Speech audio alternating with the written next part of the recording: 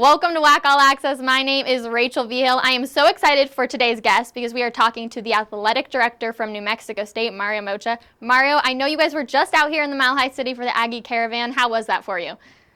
No, it was great. We've traditionally taken our caravan inside the boundaries of New Mexico. We've been to towns like Gallup and Farmington and Artesia and Albuquerque and many other places. And, this time we wanted to see our fan base that was a little outside, but yet still in our region. And we've got a ton of alums in Denver.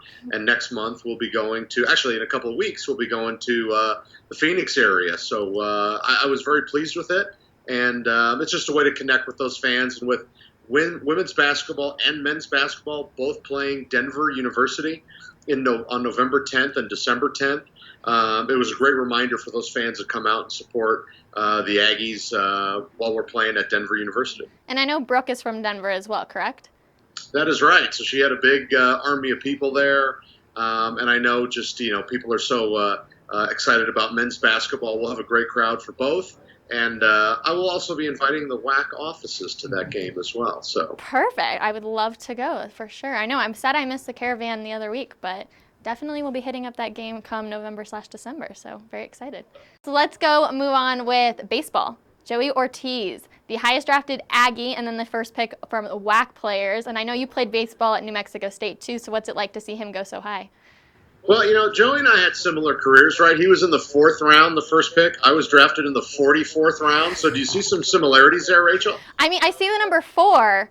Yeah, that's right. I mean, 4 is a common number. But, the reality is Joey was a phenomenal player. I think when Coach Green first got here, he really relied on some junior college players. And then as the program was built, it opened the door to high school players. And Joey's one of the best we've ever had.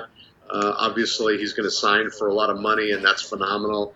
He had a great career here. He was a great kid, whether it was academically or socially. And you look at another kid, right across second base, you got Nick Gonzalez, who's still, Golden Spikes Award finalist. He's up for another national award, another high school guy from the state of Arizona. So, we're proud of Joey. It keeps up a long line of draftees. One of our other players was drafted just late yesterday afternoon by the New York Mets in the 31st round. So, Aggie baseball's still doing well. I know, and your guys are going to have some changes. Brian Green obviously leaving. Is there a new coach search nationwide? What's going on there?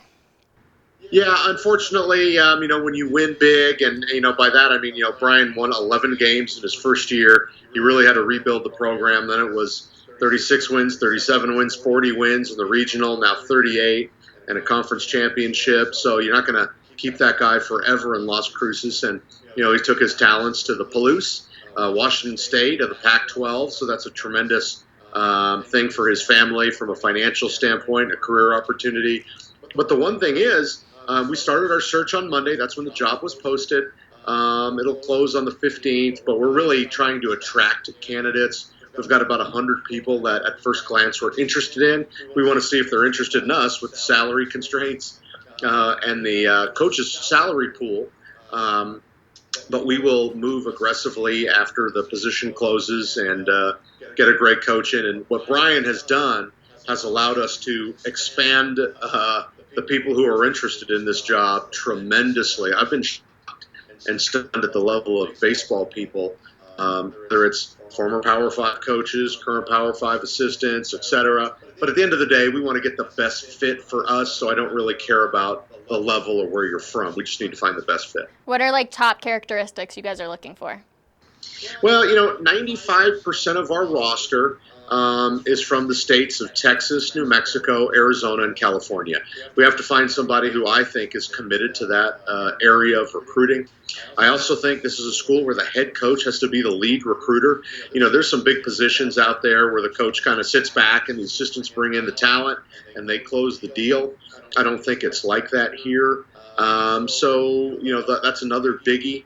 And then kind of going along with that, I kind of think you need a grinder. You need to find somebody who, and I'm not necessarily putting a chronological, I need a younger guy, but, a young at heart person who's going to go out and, beat the bushes every day. Because, when you look at our competition, whether it's Sacramento State and California, which is baseball rich, or Grand Canyon, that I'm familiar with because I'm an Arizona baseball guy, there's a ton of guys. We just don't have that as much here in the state of New Mexico. So you got to find somebody who's willing to go out there and really beat the bushes and hire a staff that's going to do that as well. So those are about the three biggies, I'd say. Okay, so now personal question. Were you considered a grinder back when you played?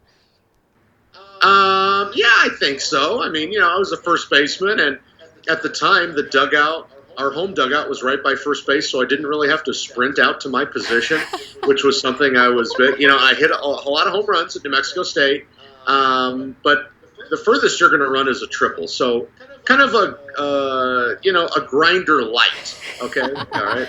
That's kind of grinder I want. All right. Mario Moccia, New Mexico State Athletic Director for WAC All Access. I'm Rachel Vigil.